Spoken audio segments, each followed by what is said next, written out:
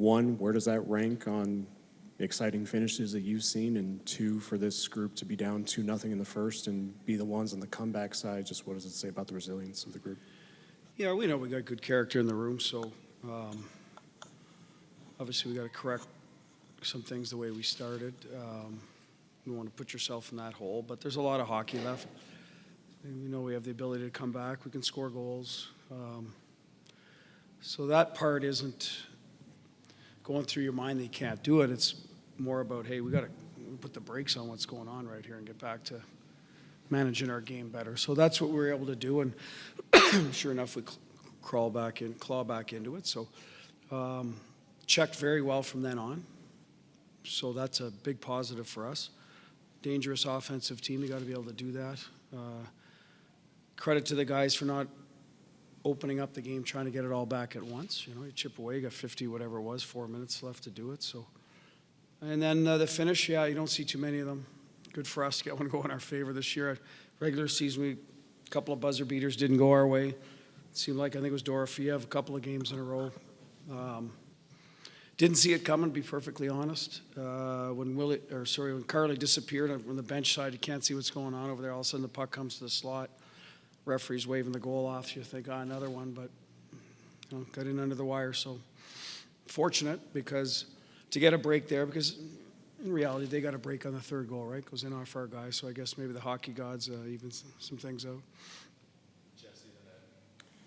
Bruce, it seemed like the arena went quiet, and it seemed like your bench knew that you had won before anyone else. Can you just take us through the sequence of events and how that unfolded? Yeah, well, we have the monitor down. It's in real time. So,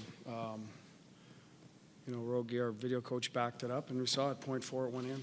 So everyone's looking at it, and we're obviously all excited because, listen, it was a hard-fought game, and we got something to go in our favor, right? Get us back in the series. So, listen, you leave it all out there, and the fractions of a second, can break your heart or do the opposite, right? So, that's kind of what happened. Not just the last play, but can you talk about Carlson all night? Because it seemed like he did a lot for you tonight, as he usually does, but just specifically tonight and then that last play, what he can do there. Well, the last play is just a impressive play by Nabber to get the puck off the wall to him to break it out, to sort of just get out of our end with 8 seconds to go, right? So now I'm thinking, well, we'll get the red line, get it in, we're into overtime, regroup, but then he attacks. So good heads-up play. I think he saw Smitty coming late, figured, well, I'll throw it through there. What the heck? I mean, those two guys have chemistry. I think they could speak to it better than me, but take that play out of there, scores the third goal, attacking the net, getting through the neutral zone. But his value in this, you get on the road, he's a real good player, I find, against top skill. So we want to use him against McDavid or Draisaitl or both, depending on how they're deployed. A little tougher on the road, so he's kind of getting moved around a little bit. But he knows that's a big part of his job, to help with that part of the game, to check well, be above people. But it never seems to take away from his offense. His numbers are down this year a little bit, but I think that's all injury-related, to be honest with you. So he's just a big piece of the puzzle for us. He plays in all situations, and very reliable guy. Played wing in the last series for 3 games and helped turn that around in a checking role and still create, manage some offense. So both sides of the puck, coach's dream, right? Guys that do both. Do you have any update on Mark Stone, and then maybe how did you manage the game without him?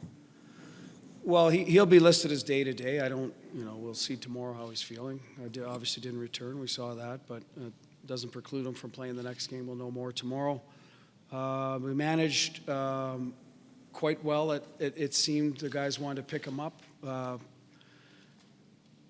And what it does, it allows other players like a Riley Smith to get more opportunity. And he's a right winger, shoots left, Riley, but he got more opportunity to play and took advantage of it. So we had Nick Waugh on the right side a little bit at times. So he just used different people. Good for the bench to be sharp. Everyone kind of with the line changes because guys were going from the left to right side. So, we didn't get stuck on a bad change at all with that, moving people around. It's loud in there. My voice isn't great right now, so I'm screaming at the top of my lungs to make sure they hear the guys. And but like I said, it's just opportunity for other players to get a few more minutes. We have a lot of good players in our team, and they stepped up. We'd like to have Mark back, obviously. Hopefully it's nothing serious. He's a big part of our team, but guys got to know they got to dig in. We missed Petro earlier. We've missed Pav. So it's going to happen. It's going to happen. Every team misses players this time of year, and you got to soldier on. Bruce, just want to ask you about your veteran group, and how much does that play a part when you do have adversity, when you go down 2-0, when you give up a late tying goal, when you lose your captain? How much does that play into that? You guys can overcome things like that. Well, you got to draw on that from previous experience. I think that's where it comes through. But you still got to play the game. Got to get out there and do it. So, I think our group in general is a very cerebral group. I think they're highly competitive but calm in nature. They don't panic when things don't go their way. That's just the makeup of the group. Some of that is, as I said, they've been through a lot. They've won. They've lost. They've been on both sides of it, right to the bitter end. So, they know that there's ups and downs. We'll all take this experience going forward. We give up a late goal and score one. You know what I mean? That'll be in our memory banks. The next time we give up a late goal with 2 minutes, hey, this thing ain't over. We got to keep playing. We got to play for the next one, or whatever the situation is. So that's what previous experience does for you. And I think we drew on it just fine. We didn't cave after that. Bench didn't get. Listen, we're disappointed the puck went in the net, but got to keep playing. Can you take us through the Braden McNabb situation? Like doesn't take the morning skate, and then he's on the ice for warm-up and plays a big role in the game for you. Yeah, well, Nabber, we saw him leave the game the other night. We didn't know the extent of the injury. Next day, usually get much more clarity. He's here getting treatment. Weren't sure if he'd play. Didn't put him on the ice because we didn't want to have him to go through anything that strenuous, shooting pucks, whatever the case may be. So give it an extra 7 hours, whatever it is, and put him out there for warm-up. If he feels he can play, he goes. It's his call. He was medically cleared, so if he can go out and do it and handle it, comfortable, uncomfortable, whatever, that was kind of up to him. He came in and said he was ready to go, so he goes in the lineup.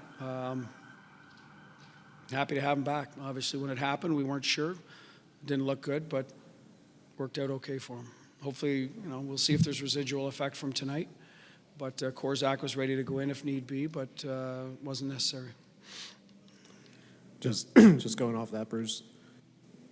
They win the other night, go up 2-0, and then obviously it's like the momentum swings back in their favor. But to get a win like this with Braden being the last out of the tunnel, taking warm-ups, eventually playing, winning the game the way that you did, does it feel, I don't want to ask if it's the momentum swings back, but does it feel like this is a win that can propel the rest of the series? Well, it means it gives us a little juice because, we weren't sure on Nabber and we lose our captain, right? And we're able to push through. So that gives you, your belief gets stronger. When you can pull it off without key members and keep playing so that when they are healthy to be able to get back in there, and that's what's good about our group. They want to, step up and until those people can get back in the lineup.